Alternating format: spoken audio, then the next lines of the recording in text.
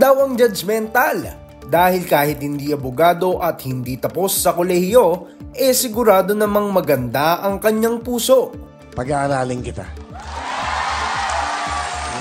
Lagi ako nagbibigay ng jacket. Bibigyan kita ng jacket, pero may lamang ticket. Gusto mo instant Gusto mong instant na makatulong. Ganun kasi ako gumawa di ba? Pagkatiwalaan niyo ako, dahil 27 years ko nang ginagawa to.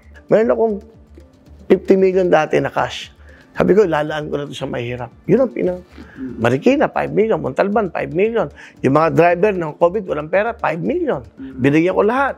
Pero ano nga ba ang kanyang gustong maging papel sa Senado? Anong klaseng senador ba ang asahan namin kay Willie Revillame? Makikipagdebate rin ba kayo araw-araw dyan?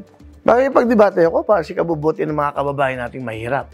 Alamin ang mga plano ni Senatorial Candidate Willie Revillame sa Tapatan, the 2025 Candidates Interview, ngayong linggo, February 16, alas 7 ng gabi.